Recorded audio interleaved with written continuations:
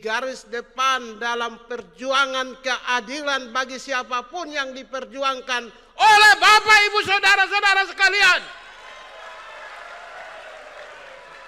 Ya.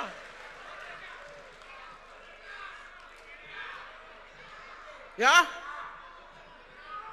Kalian adalah pejuang keadilan.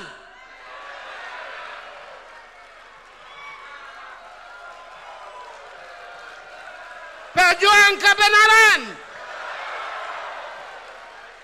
Tidak hanya, karena itu saya minta, tidak hanya jangan berjuang sebagai pejuang kebenaran dalam criminal justice system, tapi human right justice system.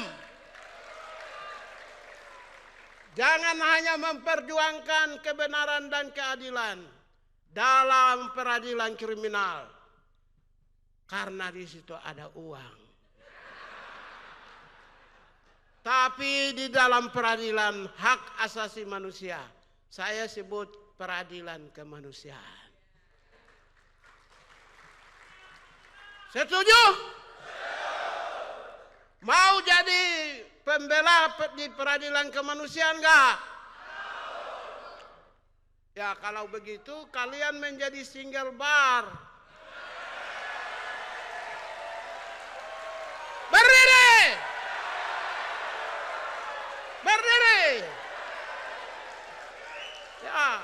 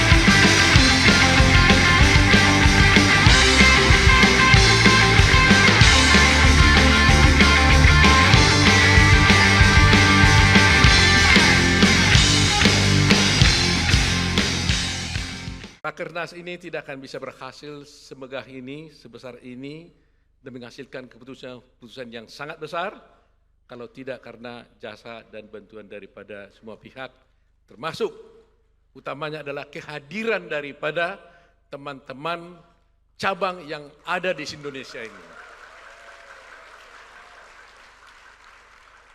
Kita punya cabang 192, dan 192 cabang itu hadir 100% dalam acara ini. Nanti habitat saya yang selama ini di organisasi ini, meskipun lelah, kurang tidur, tapi saya menikmati pertemuan saya dengan teman-teman saya, karena saya merasa bertemu dengan saya punya saudara-saudara yang kami selalu dengungkan bahwa antara advokat-advokat peradi itu haruslah brotherhood. Kita menganggap kita ini adalah brotherhood, dan inilah prinsip dasar kami dalam berjuang, bahwa meskipun ada masalah-masalah, tetapi dengan prinsip brotherhood yang ada pada kami selalu satu berjuang untuk kenyamanan dan penegakan hukum kita. Pak Menteri, di anggaran dasar kami juga, kami menentukan sikap mulai dari dulu, bahwa kami bertujuan untuk meningkatkan kualitas advokat dalam penegakan hukum dan penegakan hak asasi manusia. Itu juga bagian daripada tugas profesi kami sebagai advokat. Oleh karena itu kehadiran Pak Menteri HAM di sini sangat berarti sekali memotivasi kami untuk berjuang untuk tegaknya hukum di negeri kita ini. Terima kasih Pak Menteri. Karena sekali lagi saya sampaikan bahwa kita berjuang untuk advokat sebagai organisasi advokat sebagai satu-satunya organisasi advokat, bukan untuk kepentingan peradi. Bukan. Undang-undang advokat itu dibentuk adalah meningkatkan kualitas advokat Indonesia.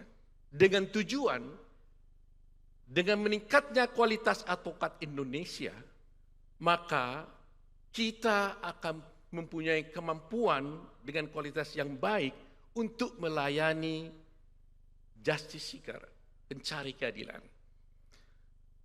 Kalau kita tidak punya kemampuan, tidak punya kualitas yang baik, baik etika maupun skill, maka yang korban itu adalah pencari keadilan, yaitu rakyat. Ibaratnya dokter tidak punya kemampuan mengobati penyakit, dia suntik salah, mati dia. Sama dengan advokat. Kalau kita tidak mempunyai kemampuan yang baik, tidak punya kejujuran untuk menolong klien kita, maka yang korban itu adalah klien kita. Itu sebabnya negara membuat undang-undang advokat agar advokat itu punya kualitas yang baik. Nah, untuk mendapatkan suatu kualitas yang baik, maka harus ada standarisasi profesi advokat yang tertentu dan bermutu. Untuk bisa melaksanakan standarisasi profesi advokat yang bermutu baik, maka diperlukan satu organisasi advokat yang kuat agar bisa mendapatkan satu standar profesi.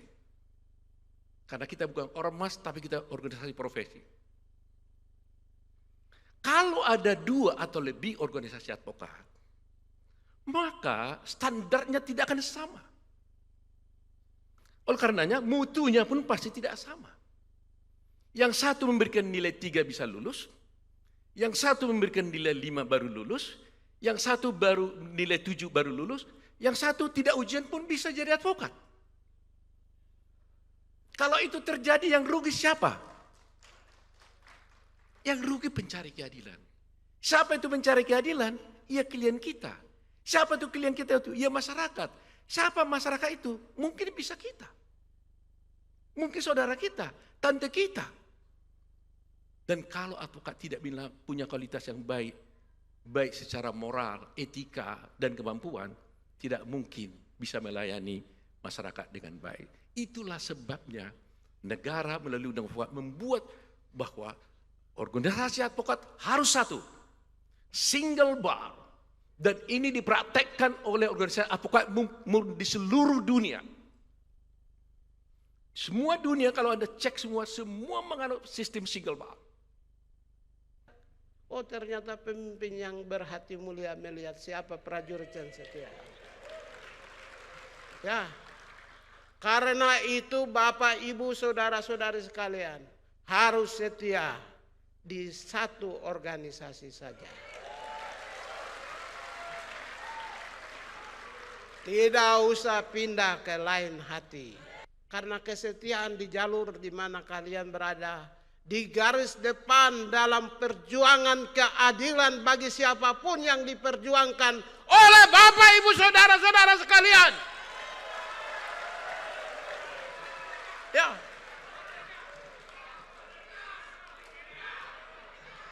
Ya. Kalian adalah pejuang keadilan.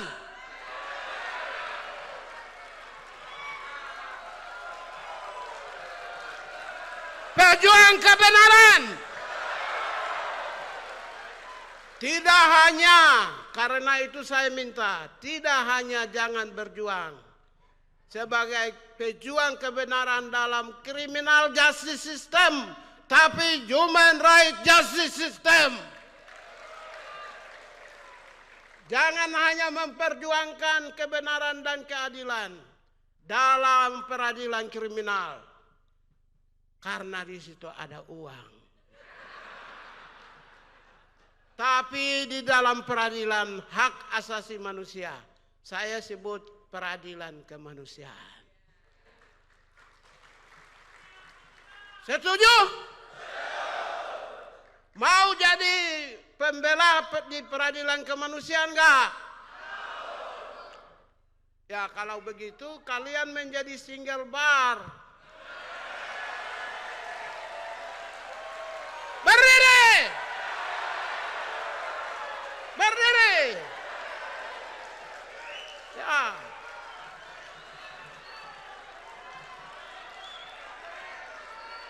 Ya. Hero! Hero! Hero! maka saya pribadi sebagai Menteri Hak Asasi Manusia mengapresiasi kalau menjadi single bar yang memperjuangkan dua, satu criminal justice system, yang kedua human rights justice system. Saya menutup secara resmi